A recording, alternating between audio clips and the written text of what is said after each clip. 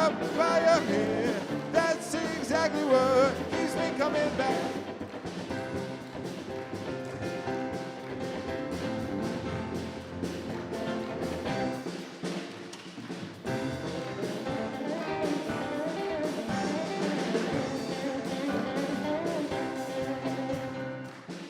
Here at Namaste, we feel some kind of way, something about we say we love, we really love. We see you, we care. Please be yourself while you're here. That's exactly what. That's exactly what. That's exactly what. That's exactly what keeps me coming back.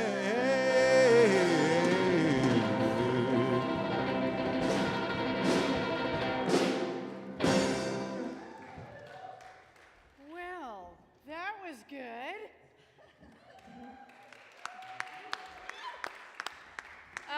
I just want you to welcome Tolu. Candace is going to do it again because we need to welcome this. Thank you, Tolu, for coming. And of course, we have Kong and Des.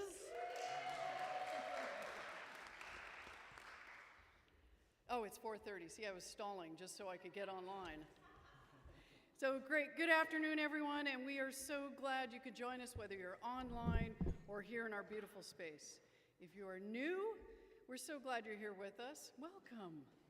And for the rest of you, welcome back. We love that you keep showing up. Namaste is a radically welcoming community. We believe that all paths lead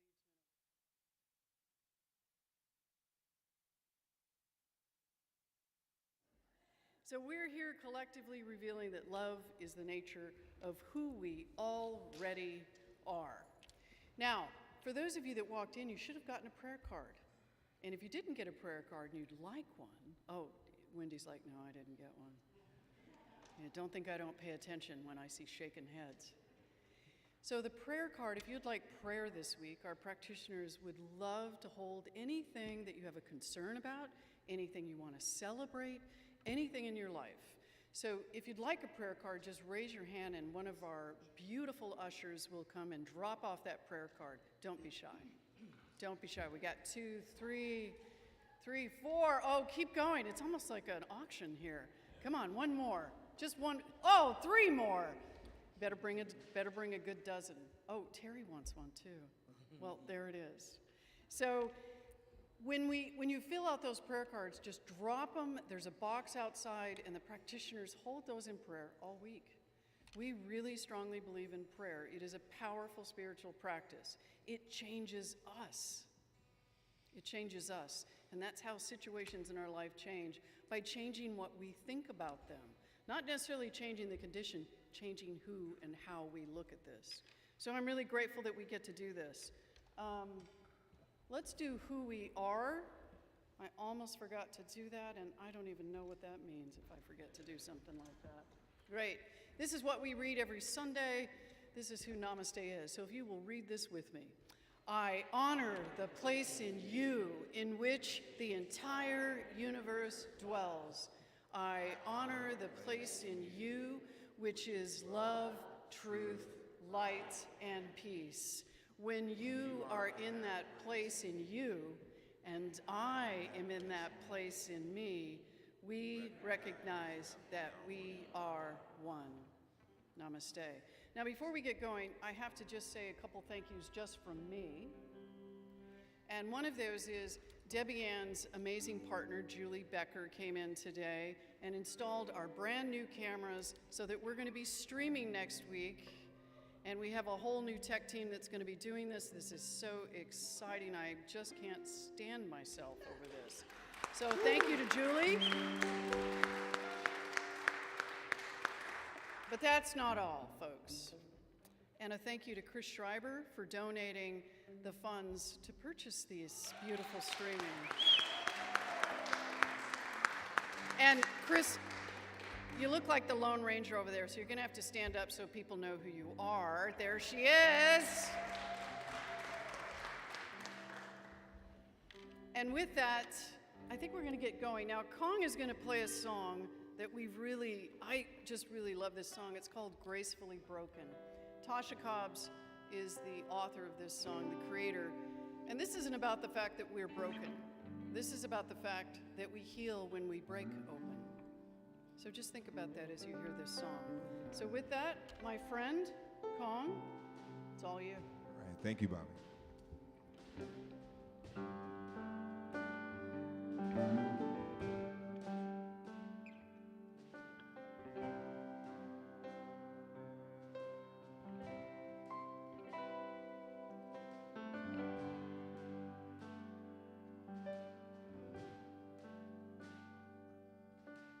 Take all I have in these hands and multiply love, all that I am, and find my heart on the altar again. Set me on fire, set me on fire.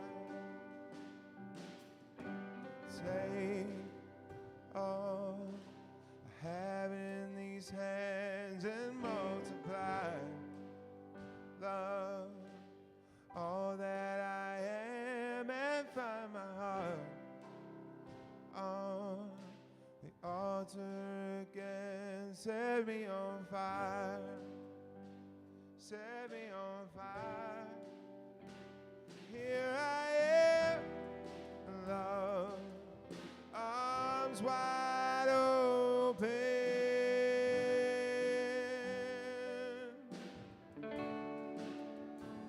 pouring out my life, gracefully broken.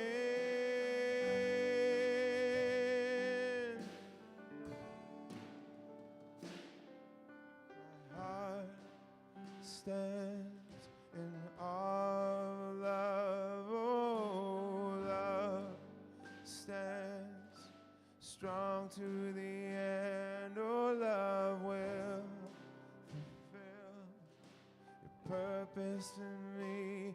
Love won't forsake me, love will be with me.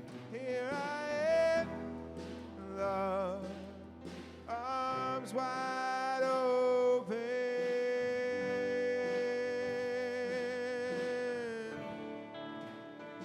pouring out my life, gracefully broken.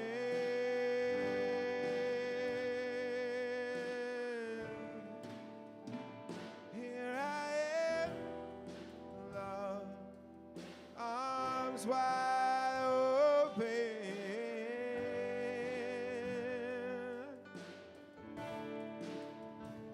pouring out my life, gracefully broken.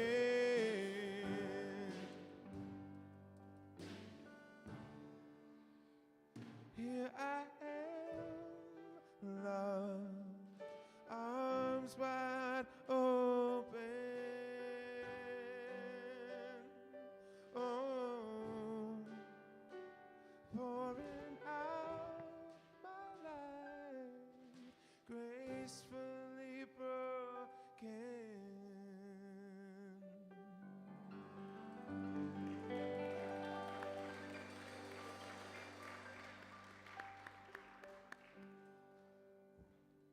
I'd like to invite practitioner Valerie Day to bring the candle forward.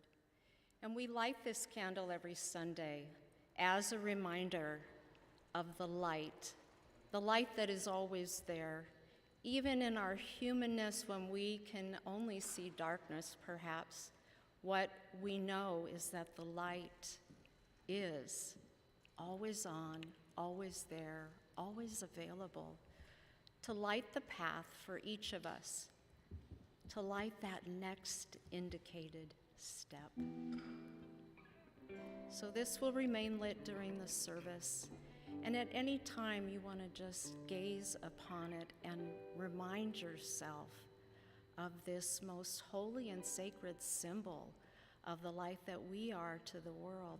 I invite you to do that.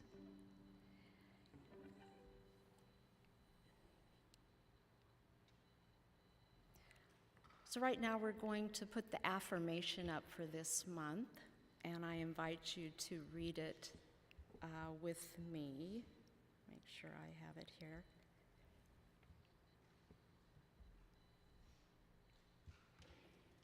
Please join me. I start here in this moment. I let go of fear. I rest in this moment and know it begins with me. In this moment, I am peace. This peace that I am, I share that peace with everything and everyone around me. And so it is. Let us bow our heads in prayer. I recognize this one absolute and inexhaustible supply that is Spirit, God. It doesn't matter what I call it, but what I recognize it as is love, a deep and abiding love, and absolute peace.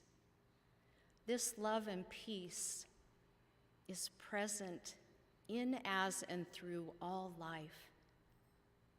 We cannot be separate from that light and love and peace that is Spirit. So this day, as we honor fathers everywhere and we celebrate the end of slavery in America, I invite us to open our hearts wide and give thanks for all that we have. We are blessed in this community. We are so blessed by our minister, our several ministers, our musicians, and the many hands that come here each Sunday or facilitate classes. My heart is full, and I say, thank you, God, thank you, life. And so it is. And I'd like to invite Tori up. She's one of our amazing Board of Trustee members, and she has some announcements for us. Thank you, Candace, and welcome everyone. It's great to see your faces. I'd like to start off with our opportunity to stand up, say hello to everyone, introduce yourselves, however that looks.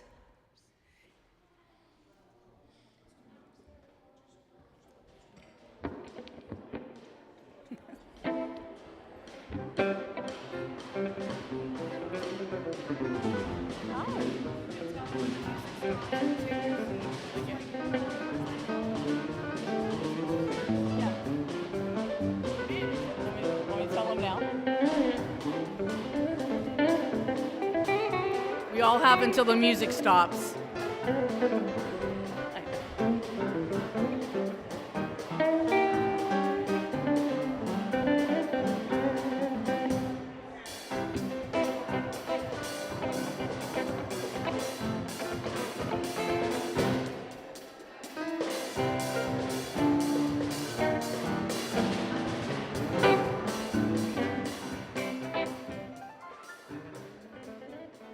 Okay, folks, we can start to take our seats. I appreciate it. Thank you.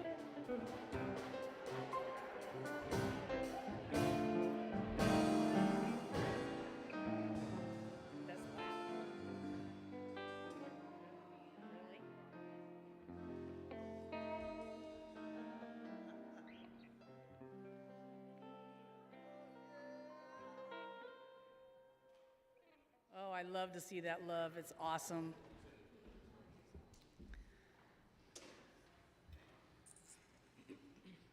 So great. So to get us started today, we're going to talk a little bit about what we do here. So if you'd like to repeat after me, I'd love it. Or you can actually say it with me. I like that even better. So I learn practical science of mind tools and practice in a loving, connective, and vibrant community to reveal my power and change my life. Sorry, guys, I'll give you a couple more seconds. I jumped the gun, right?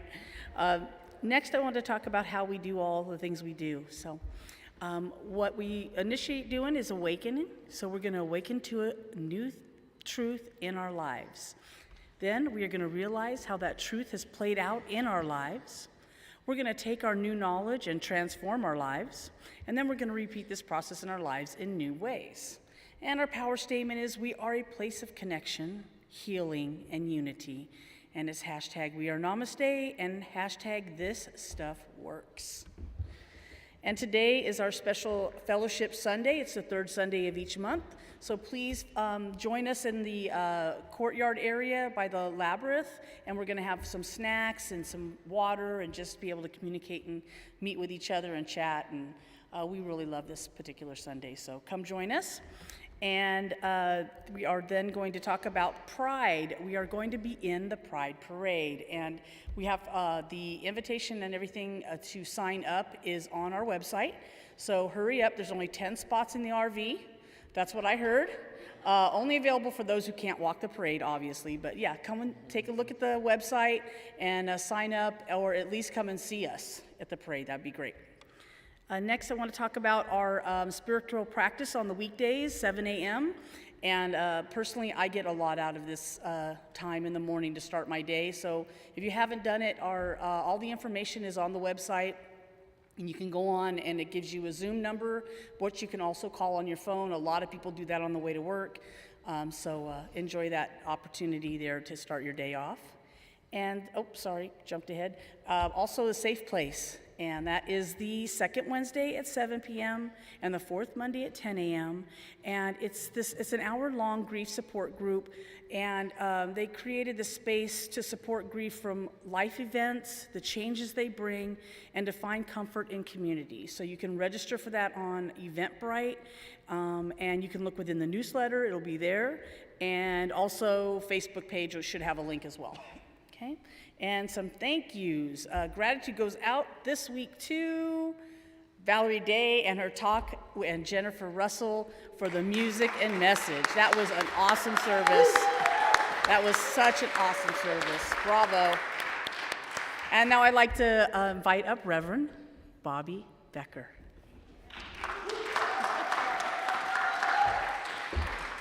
Okay, so if you go to the next slide, my friend Tori. There's another Tori over here, by the way, so don't get confused. So one of the things that we've been doing at Namaste is we had a visioning in June. Wow, I was gone on vacation, that's what it was.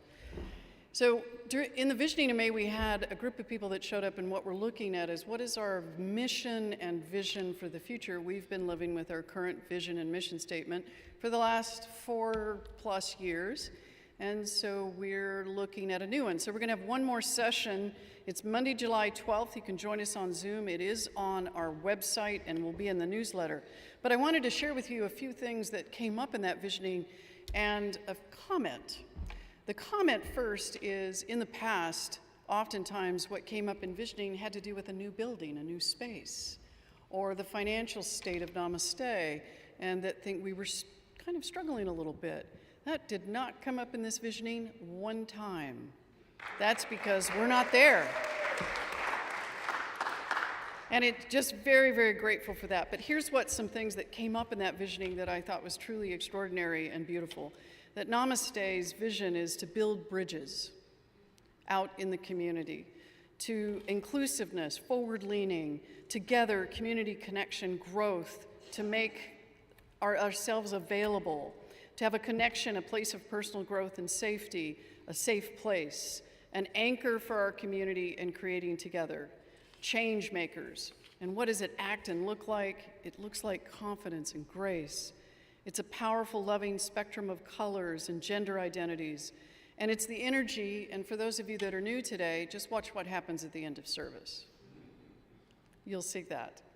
And it looks like the most inviting place I can imagine. We have courage. It's like coming home, open arms, caring, laughter, movement. Those are some things that came up in that visioning. So don't miss the next one. And to get your divine idea into this mix, again, it is July 12th. It's at 6:30 p.m., and we're doing it on Zoom, so you can get dressed for bed early and join us. Oh, Susan let me know that I picked Tuesday instead of Monday, so July 11th is Monday. The last thing I wanted to mention, and this is just a little clarification on our Pride Parade. So Janine and I are driving the motorhome and our Jeep. Our music team is going to be in it. There are 10 people, 10 seats in the motorhome if you cannot walk. There are 50 spots if you'd like to walk. So there isn't a limited amount, but if you want to be in the motorhome, and we've got a cool motorhome, I would suggest you go online sooner than later and register, because those 10 spots are separate than the other spots of which we're marching. So make sure you do that. And with that, Kong, we're going to turn it right over to you. And when Kong is done with that song, just stay in that silent space. Don't clap. Just keep yourself in that beautiful, deep, silent place.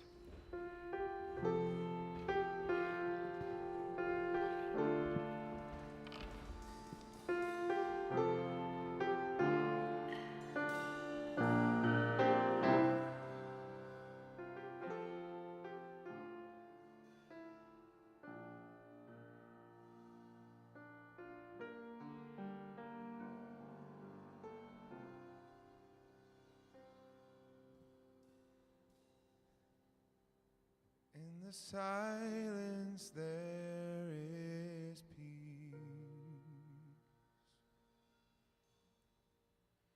In the silence there is unspoken joy.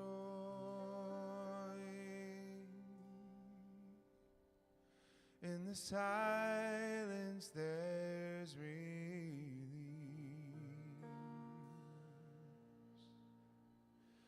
From a world filled with chaos and noise.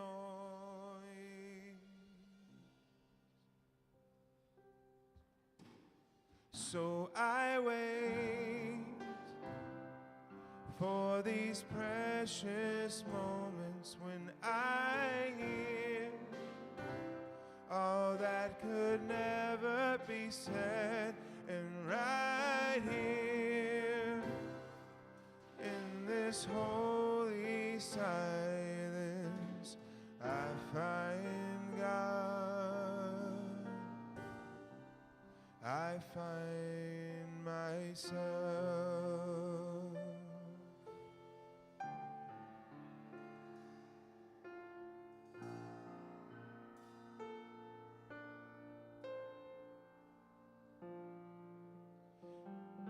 In the silence there is peace. In the silence there is unspoken joy. In the silence there's release.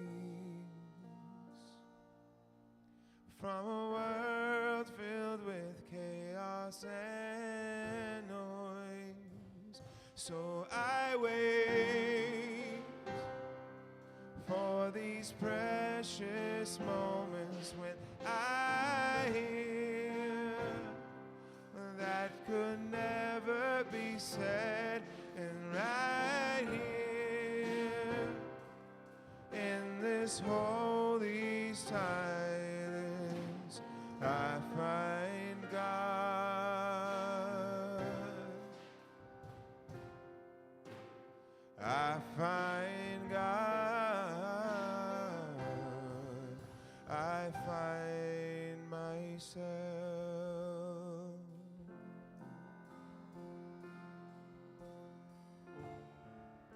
I find myself.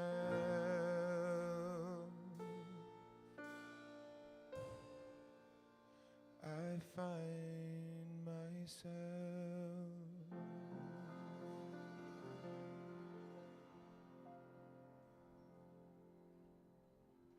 Right here in this holy silence, I find God. I find myself. I find something to be grateful for. And I say, thank you. Thank you, life. I continue in the silence right now, in this most holy sanctuary of my soul, and I say, what am I grateful for? What degree of health am I enjoying? What are the many blessings of my mind and how it works, my body and how it moves, my eyes to see God's wonder everywhere? The dragonflies, the butterflies, the flowers, the blades of grass, the rivers of water.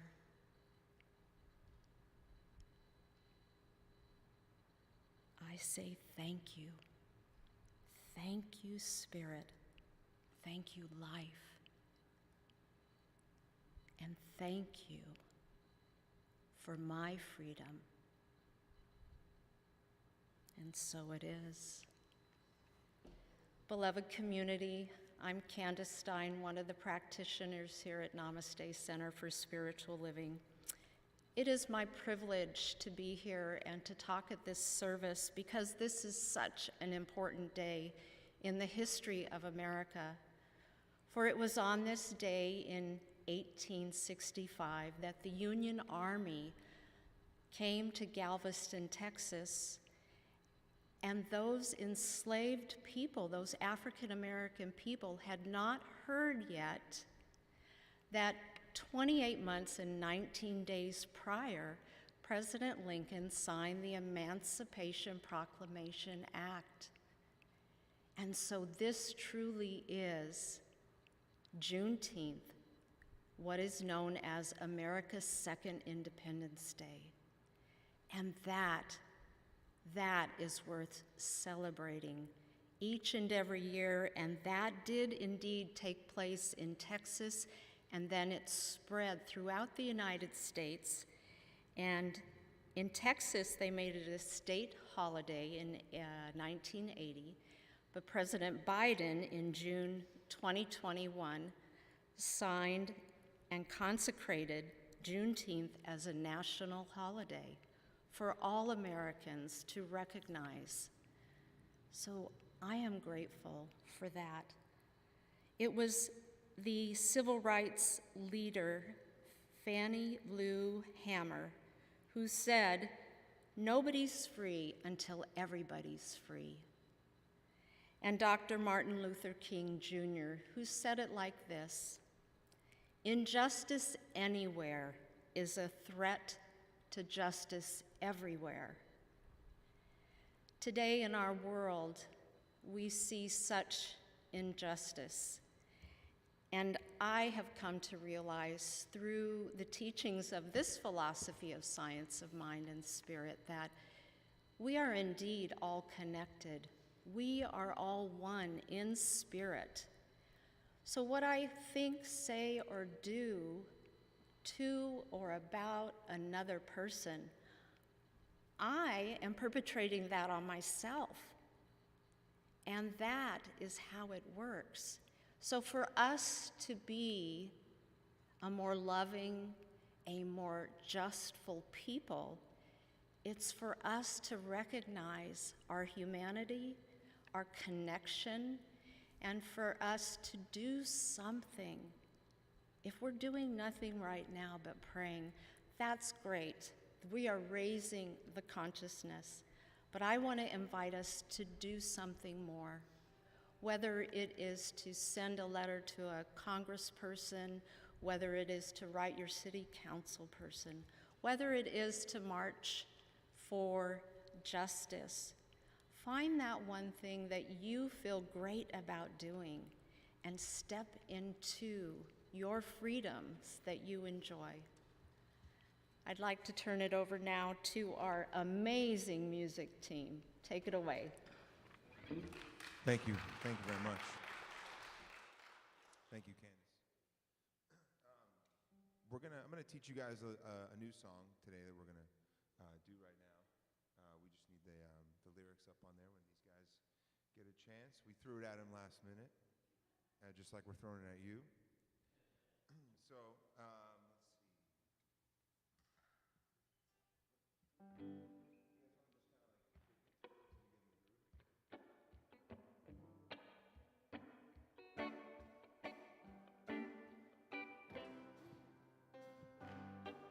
There we go.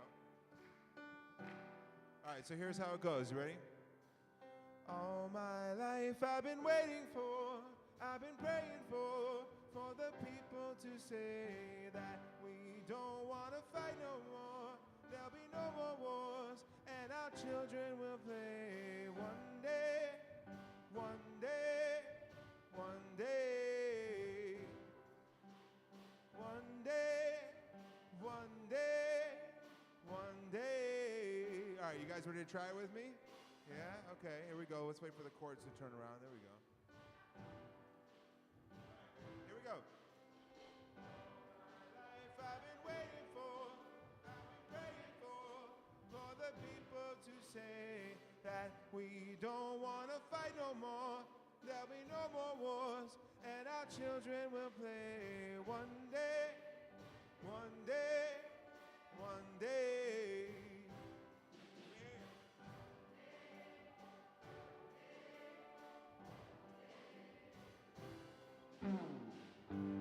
Times I lay under the moon, and I thank God that I'm breathing. Then I pray they don't take me soon, 'cause I am here for a reason. Sometimes in my tears I drown, but I never let it get me down. So when negativity surrounds, I know someday it'll all turn around. 'Cause all my life I've been waiting for, I've been praying for the people to say that we don't want to fight no more. There'll be no more wars, and our children will play one day, one day, one day, one day, one day. Very good job. It's not about win or lose, 'cause we all lose when they feed on the souls of the innocent. Blood-drenched pavement, keep on moving through the water, stay raging. In this maze, you can lose your way, your way. It might drive you crazy, but don't let it phase you, no way. Sometimes in my tears I drown, but I never let it get me down. So when negativity surrounds, I know someday it'll all turn around. 'Cause all my life I've been waiting for, I've been praying for the people to say,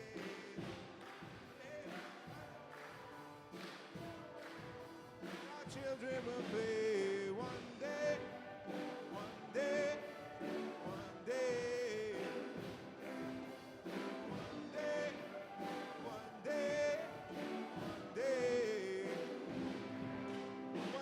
All will change, the people the same. Stop with the violence and down with the hate. One day we'll all be free and proud to be under the same sun, singing songs of freedom again. Oh, oh, oh.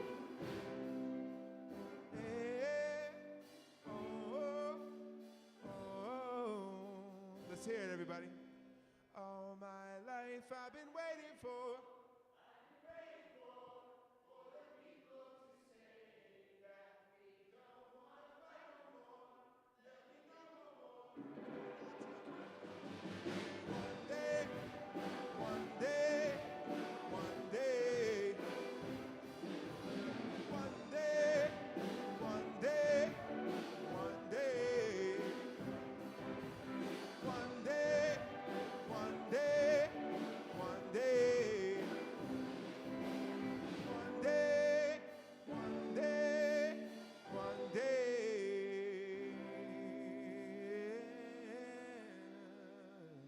Thank you, Namaste. Very nice. Woo.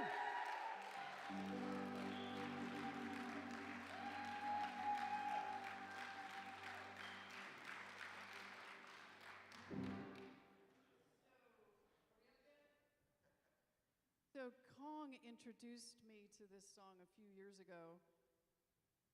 For a holiday, we were trying to celebrate the diversity of holidays, and it's a Jewish rapper. Yes, yeah, he formerly Hasidic Jewish, still Jewish, I'm pretty sure. It's hard to change that one, isn't it?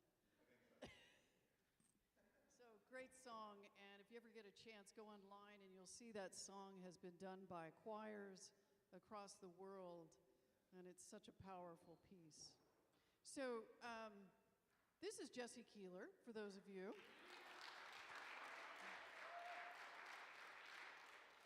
Let me try not to hog the whole table, Jesse, sorry. I appreciate that. Yeah. So, today, Jesse and I have been talking about doing this for a while, and not necessarily together. The Body Remembers is the talk, but really what we want to talk about today is what, Jesse? What is evil? What is evil? So I just want to make sure Jesse's mic is on real quick. Okay. So, interesting thing about evil is, first of all, how many of you believe in evil? Just raise your hand if you believe in evil. Whether it's an evil power, evil people, evil events, evil things. There's no right or wrong answer here, so if you just wave your hand if you feel that. So We have some hands waving. I saw some hands waving. So what is it? What is evil? Give me a word or two that describes what you think evil is. Hard? Harm is evil. Okay. A misuse of the law. A misuse of the law. Putin. Did you say poop? Or did you say Putin? Thank you. Putin. Sorry. As simple as treating people badly. Treating people badly. What's that again? Treating people badly. Treating Treating people people bad. badly. Okay. What else? Gail, you say it. Lies. Lies. Lies. Intention to harm, I heard. Ignorance.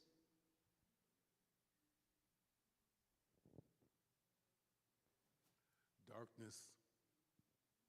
Darkness. So, just a quick question. Defining evil is actually quite tough. It's kind of like, and for those of you who were in What is Love class earlier this year, defining evil is kind of like defining love. You can point at things, right? You can point at things that appear to be evil, or at least in what our own, each individual definition of evil is. So you're probably wondering, well, why are these two talking about evil, right?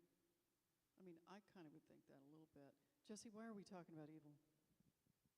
Well, first, Reverend Bobby, I want to thank you for allowing me to have this conversation with you, and for Namaste to allow me to have this conversation, because this is a topic that probably the greatest minds, the greatest theologians and philosophers have been wrestling with throughout human history. So to have an ordinary guy like me show up and have an opportunity to talk about it, I appreciate it. Well, he says he's ordinary, but if anybody knows him, this is not an ordinary guy, is it? No. There's a couple of reasons, and one reason you might be thinking, like, why on Father's Day? Oh, there's that. Oh, there's that. And there's been a lot of talk about the toxic masculine, but Father's Day is a celebration of the healthy masculine. And one of the things I believe about the healthy masculine is it has courage. The courage to wrestle with the tough things in life and to take action to resolve the problems that exist. So one reason for us to have a conversation about evil. Also, someone asked me, well, why at church are we talking about evil? And this is an interesting, one of my fun facts, is in the US Constitution, when the framers wrote the Constitution, scholars believe that the First Amendment is freedom of religion. Think about that, the first line in there, freedom of religion.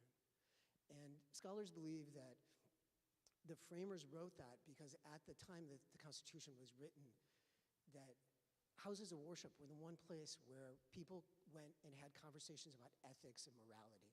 And they wanted to ensure that all people of all beliefs could have those conversations freely. And then bring that back to the larger society so that we could form our laws. Thank you for that.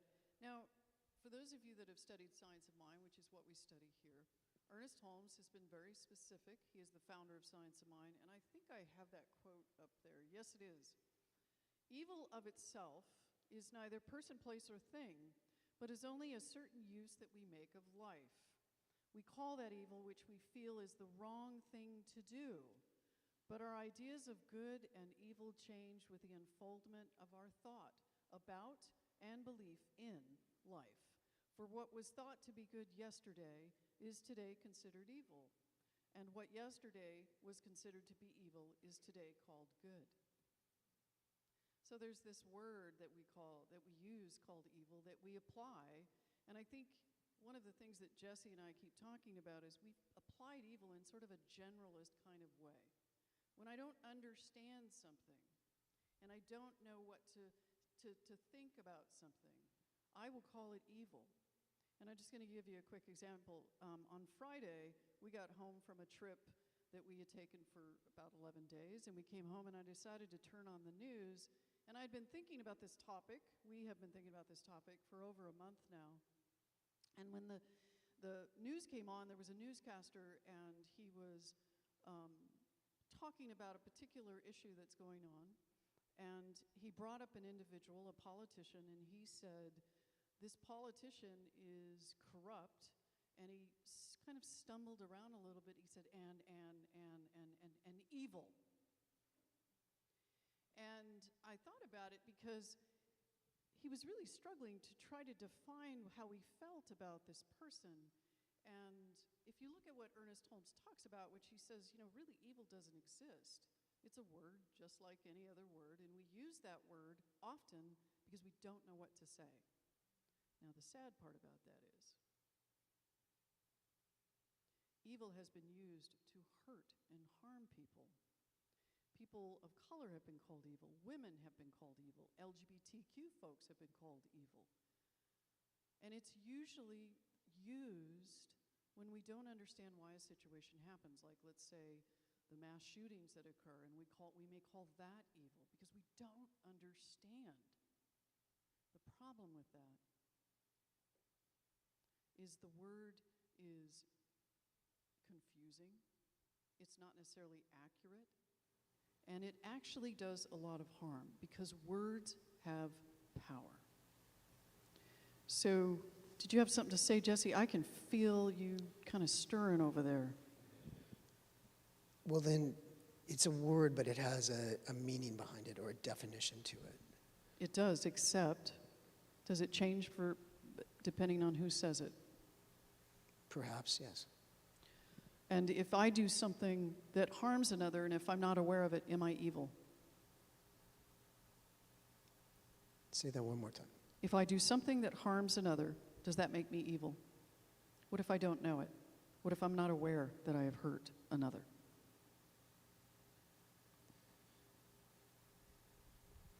Yes, no, maybe, not sure? So what if it's somebody you don't like? Well, then it has intention, though. If I harm someone because I don't like them, then I have a purpose behind my action. I don't like you, I'm going to hurt you. Right. So does that change the context then? I don't know. It may. So do we back up a little bit and talk about how we would define evil then? Sure. See, that's why I have Jesse up here. Do you want to start with that? Oh, no, I think you should.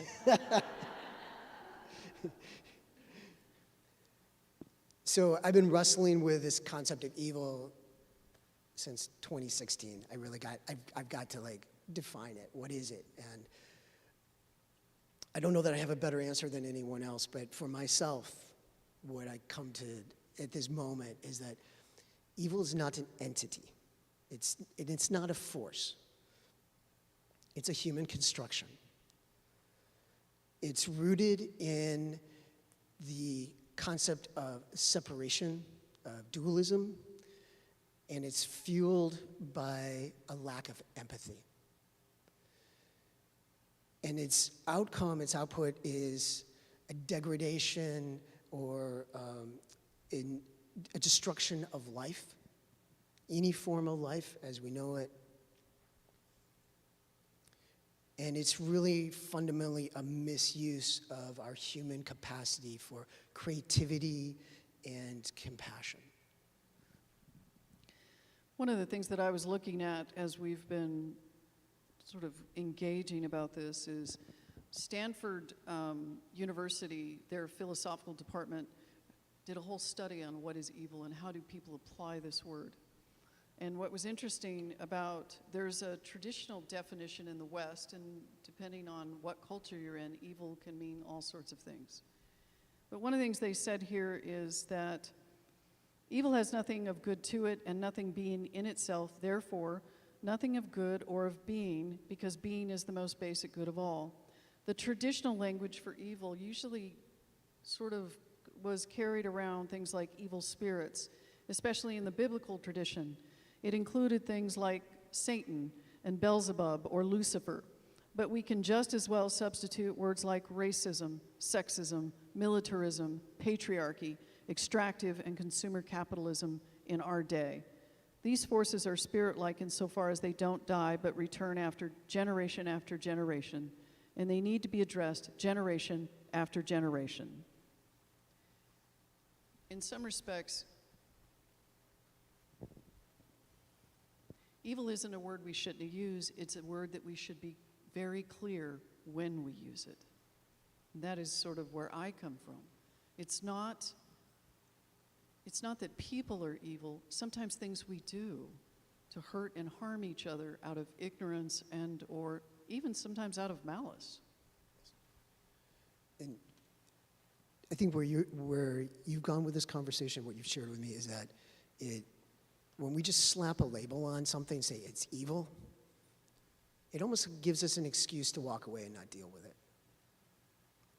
And it doesn't hold anyone accountable. Even ourselves, we don't have to hold accountable for any change. No, and that's a good point, because if I call it that, and in this study it says it not only does it remove my responsibility, but in some cases it gives me permission to retaliate. I thought that was kind of interesting. That if someone or something is evil, then it gives me permission to sort of a sweeping reaction to it. Now, I'm just going to take the Putin example, because I love that. Because there's a lot of names I could put in there in my own case that I would say, oh, this is evil, or that person seems to be evil. I don't necessarily do that too much, really, but coming back to Putin or this politician that I was listening to someone sort of describe, when we don't understand someone's behavior and it truly feels malicious, it's really easy to put that on there. But I wonder if, as we've talked, if there isn't something we can do to reduce the power we give to, because if words are power and I call someone evil, evil's a pretty powerful word, isn't it? How often do you actually use that in reference to another? And what are we sort of calling forth in calling something evil rather than seeking to understand exactly what is happening in our world? That label, when we apply it to people, like you said, it's a reaction. It gives us an opportunity, creates that space. It's additional separation from their humanity, their God self, and our ability to connect with that, and our recognition of where we do harm as well, where we are participating in that. So the question could potentially be when I use the term evil, or just the term itself, does it have power? I see some heads nodding, yes. It has power when I use it. It does. I mean, any word has power if I give it power, right? So when I use that word and I give that word power, when I use that word in reference to an event or a situation, is that where I want to give my power? Just questions we've been considering. And I think it's part of who we are as human beings to want to anthropomorphize something that we don't understand so that we can understand it better. Because clearly there are these great harms that are done that are hard to understand, to even get close enough to feel it because it's so overwhelming. So giving a name to evil, like a politician's name or an event, gives it kind of a definition, gives it that we don't necessarily, allows us to, again, separate from our own feelings about what's going on and our ability to take action. So when we use words like that, when we use words like, even when we use good or evil, we're labeling, we're characterizing, and we're calling something. And in some respects, you know, in our movement, in Science of Mind, prayer isn't just when I decide to pray. Prayer is every word I speak. It's not, in any tradition, it's not just when I've decided I'm going to, in many faith traditions, talk to God. Okay, now I'm going to talk to God, and now this is what I really mean, not everything else I've said throughout the day. It's an opportunity, and we're inviting, I think the invitation has been for both of us, because over the last 3 or 4 weeks since we've been talking about this, is I've really been looking at when I use that word, or when I use a word like that, what am I inviting in? I don't believe in an evil power, I don't. But I do believe, go ahead, you want to say something, I feel it. Because, you know, I think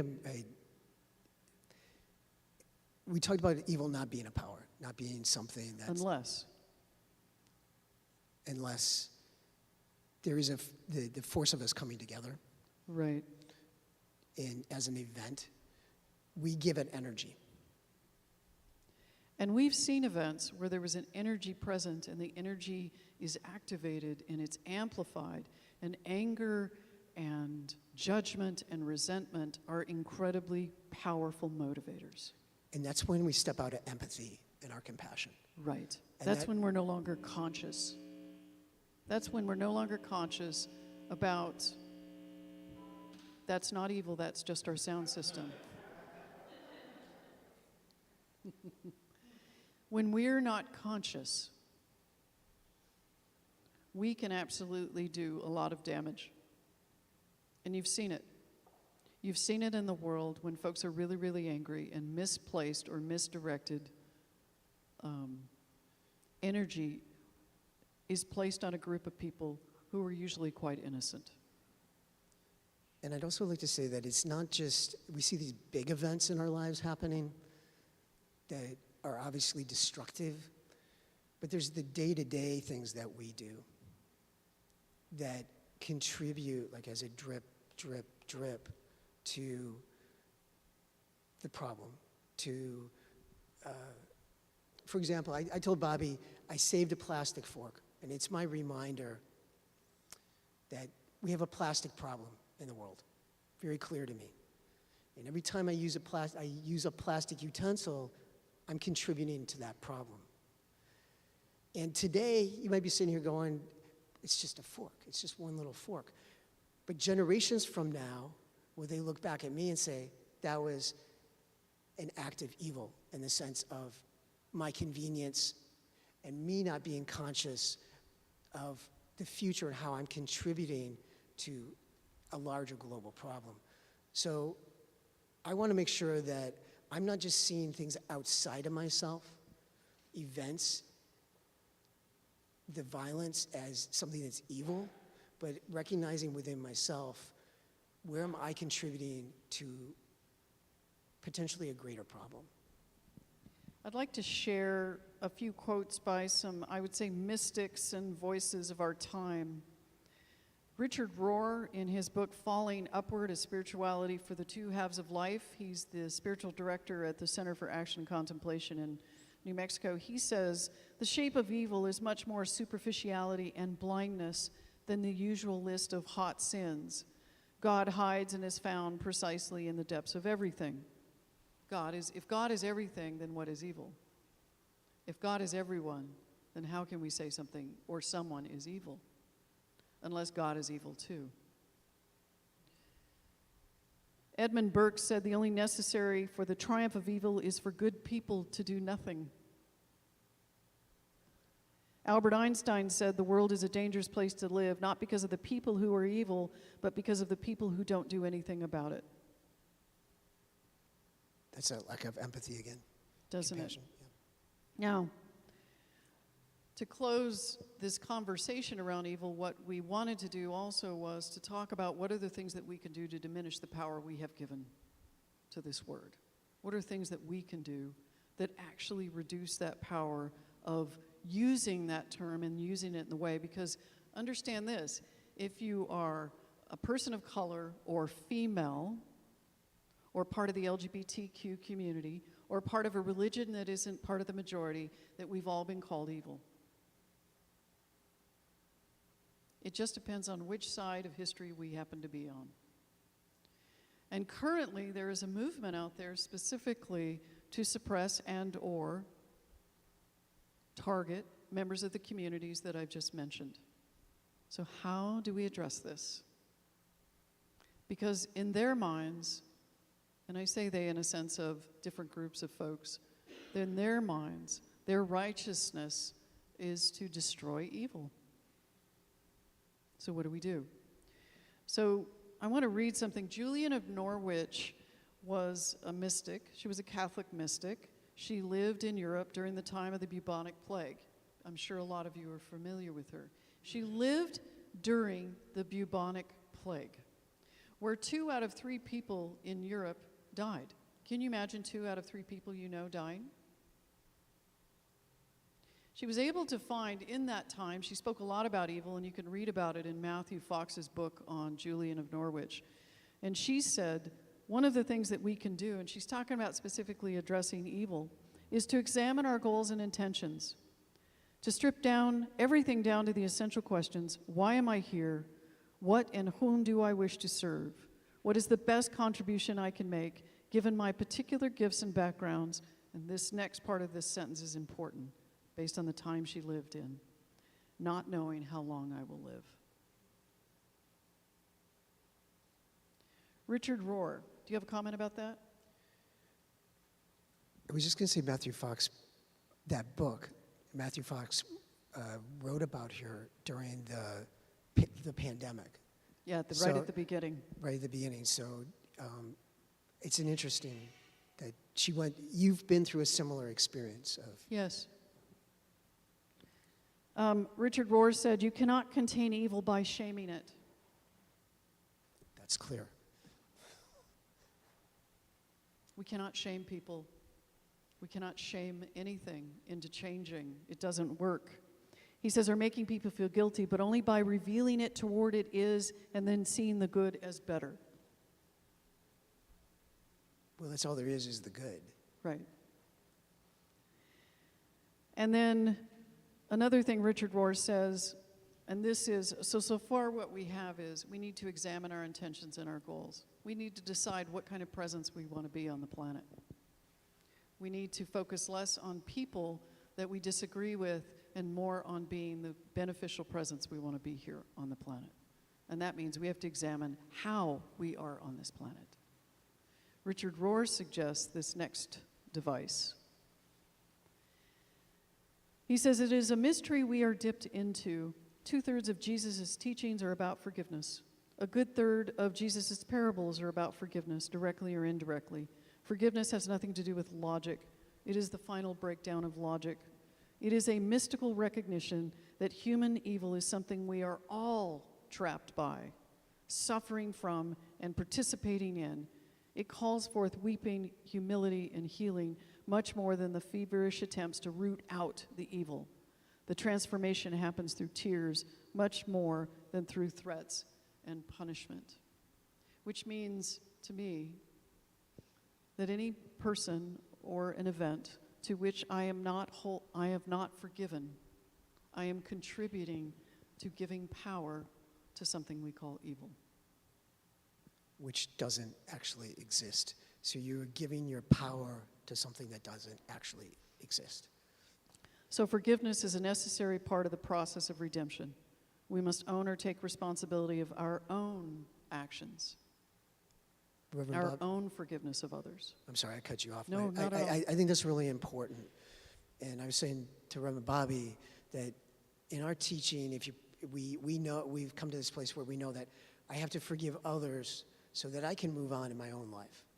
And sometimes you don't get the opportunity to actually interact with that other person. It's not safe or they're not available. But it's also really important. This is good. He's going to say something really good here. Okay, that it's very important that if I have harmed someone else, it's not enough for them to just forgive me for that harm. I need to go to them and request forgiveness, to be accountable for my behavior, to be accountable for what I did. That's a really important step. And it's something we learn like when we're in kindergarten, a kid takes a toy from another kid and you say, hey, you're not supposed to do that, give them the toy back and go apologize for what you did. But something happens to us when we grow up and we forget that. So it's very important that we also learn to be accountable for our actions and ask for that forgiveness before we can, because then we can actually be forgiven for it. Yeah, making amends, 12-step programs all over really do that well, where you make amends, where you take responsibility for your own actions. When we do that, we change the world just a little bit more.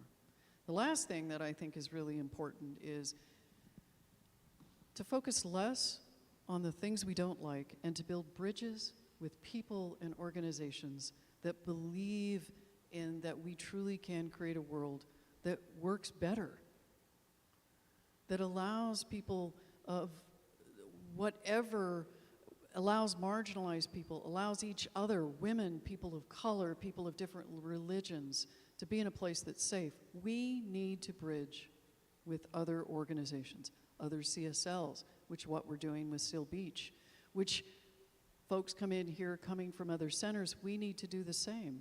We need to step outside and know that and recognize that Namaste is not just the only place. We need to reach across the aisle to other organizations doing the same. That way, exponentially, we build a different power. We build a power more towards peace and joy and the things that we talk about here. We cannot just do it in this room. And that's what Namaste is accepting for its next to be.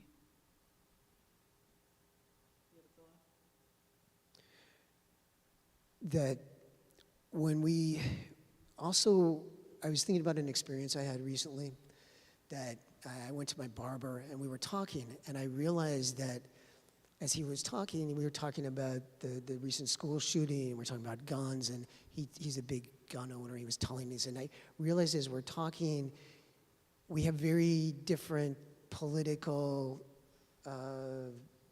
we voted for different parties, let's just say that. So, but it was because I was open, we were open to each other, and he could be vulnerable with me about what he believed, and I could talk to him. So it's also about being open to others, and that's what you're talking about, building bridges. Yes. So where do we go from here is, let me just repeat those 4 things that we can do. I gave a little bit of this earlier today on Seal Beach, and the conversation was, oh my gosh, this is so big, what do I do? Okay? So the first thing we talked about here was we need to examine our intentions. Why am I here? It is not enough to just show up on Sunday. Why am I here? How do I want to get engaged? how do I want to be involved? It's time. The second thing is forgiveness. How can I, it's really important for me to examine, we talked about this 2 weeks ago when I was here, which is to make peace with my family history, to make peace with people in my life that I'm carrying energy around with. It's time. What are we waiting on? Forgiveness. And the last thing is to build bridges. To build bridges with other communities that and/or organizations that believe and want to do some of the same things we want to do, which is to create a safe space for everyone that walks in those doors. We don't have to just do it in this room. Do you want to say anything last before we go? I just want to say that I've been wrestling with this topic for a while. I don't think there's anything that's set in stone. It's continually evolving and changing, but it's important to think about it, and I appreciate the opportunity to open up the conversation. Thank you, and we'll be having more of those. So just remember this, what we give power to has power over us. And that's important to note. So I want to thank Jesse for having this great conversation with me.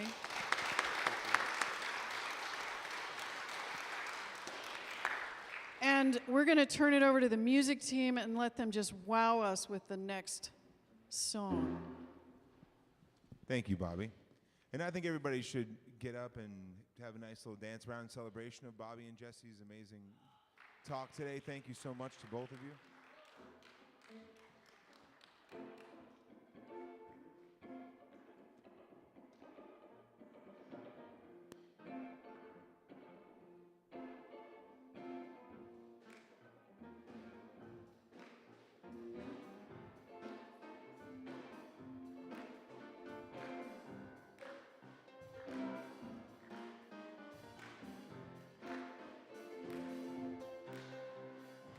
When I move my body just like this, I don't know why, but it feels like freedom.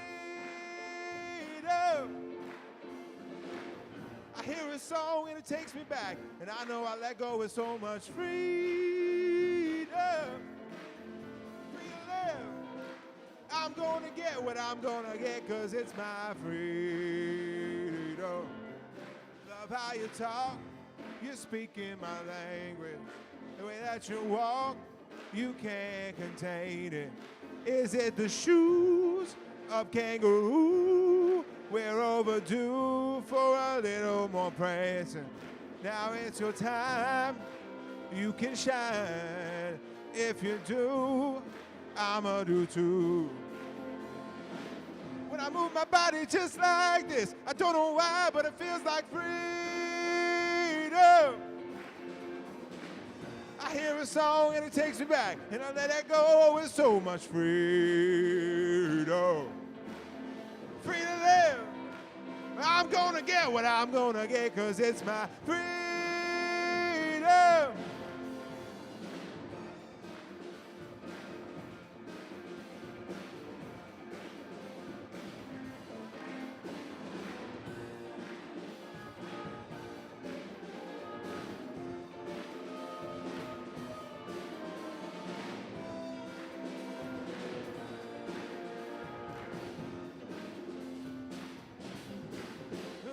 The reason we get up is to get back.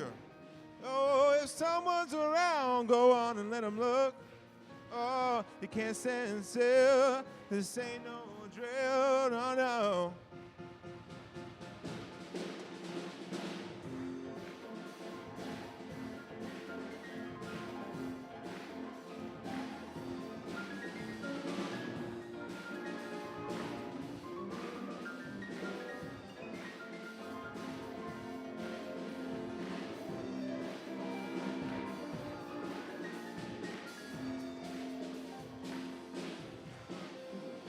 Stuck to the dance floor with the whole tape, with the whole tape, with the whole tape. I'm stuck to the dance floor with the whole tape, with the whole tape, with the whole tape. Give you just what you asked for, what you're giving for, with the whole shape, with the whole shape. I'm stuck to the dance floor with the whole tape, with the whole tape, with the whole tape. I said yeah, yeah. I said yeah, yeah. Oh. When I move my body just like this, I don't know why, but it feels like freedom.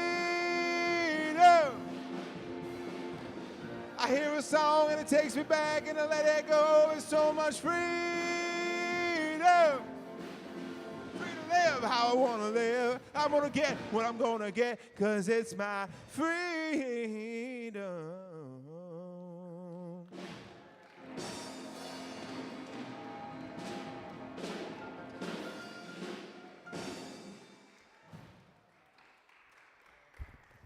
Nice one.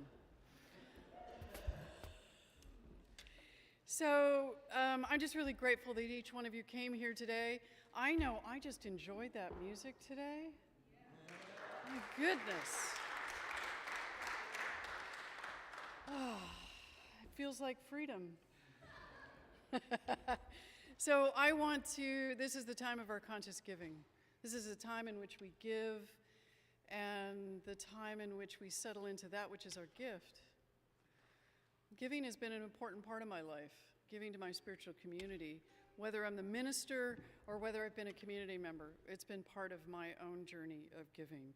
And I'm really, really grateful for what it has taught me, which is my life is abundant. And I have a lot. And as I give, that lesson goes deep. So I'm really grateful for that. So there's 3 ways in which you can give. There's a basket here in the middle of our sanctuary here. That giving allows this community to do the things, what you just saw, doing things in the world that makes the world just a little bit safer, a little bit more peaceful, and a little bit easier for a lot of us. So there are 3 ways to give in the basket. You can do Give Plus, you can do PayPal, you can go on our website. There are many ways in which you can do that. So giving to our spiritual community is important. So we're going to go ahead and bless this. So if you could put up that next slide. I love how the sunlight comes in, don't you? It just hits that projection screen just absolutely perfect. Can you see it? Some of you say no. So I'm going to do this for those of you that can't. So just repeat after me. How's that? We give today as a community rich and intentional.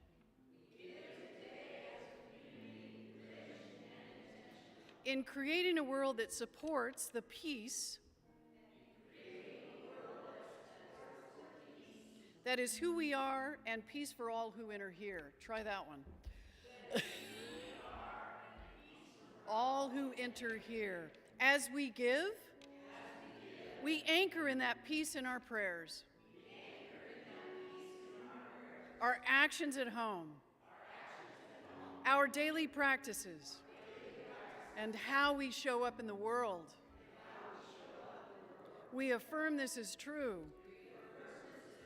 And so it is. So I'm going to thank a few people today. Thank you for coming today. First of all, Terry, this is the last day you have to set up streaming.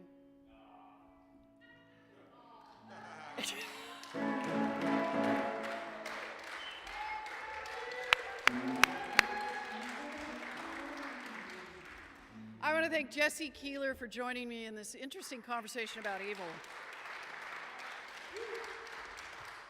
Kong, Des, and Tolu, thank you. Valerie Day is somewhere in the room. There she is, minister support and holding vigil. And Susan Kalick is not our Board of Trustee on duty. It's just on my list. It's Tori Sina. Let me just correct that really quickly. And I want to thank Julie Geno in the back. Where is Julie? There's Julie. Carrie, who was here for our welcome team. Who? Eileen C. Davis, too? And for those of you that don't know Eileen C. Davis, you can only call her Eileen C. Davis. Do never just call her Eileen. That's just not enough. And lastly, thank you, Tori, the other Tori over here on sound. So with that, let's do our benediction and close this thing off. So, we are life. So, let's stand if you are able. Now, I like to ask this question for those of you that are new here. So the question I'm going to ask, you're going to respond with that up there, and if you're not sure what to do, just listen to the person standing next to you. All right. What is happening right now? Something wonderful is happening through me right now. I have trained you well. What is it called? Where is life?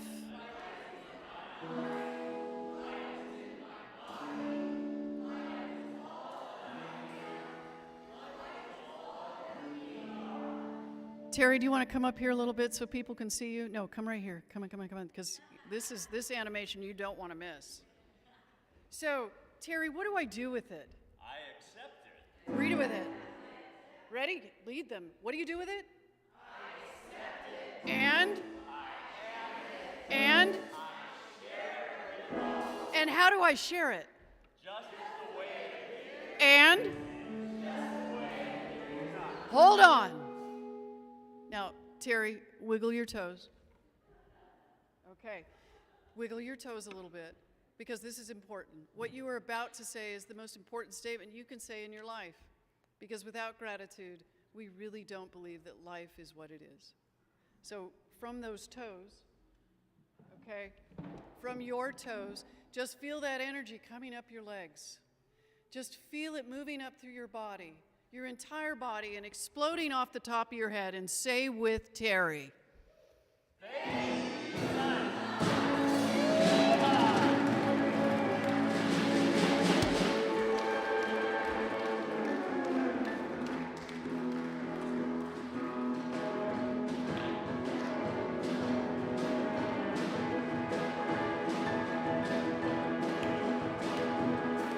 When the walls start crumbling down, I choose joy, I choose joy. When the world stops spinning round, I choose joy. When my heart won't seem to move, when my music's lost its groove, when I have too much to prove, I choose joy. Joy, joy, joy, joy, joy, I choose joy. Joy, joy, joy, joy, joy, I choose joy. He is all that I see, I choose joy, I choose joy. When fear won't let me be, I choose joy. When betrayal and lies hide the light from my eyes, I look up to the skies and I choose joy. Joy, joy, joy, joy, joy, I choose joy. Joy, joy, joy, joy, joy, I choose joy. Thank you, namaste.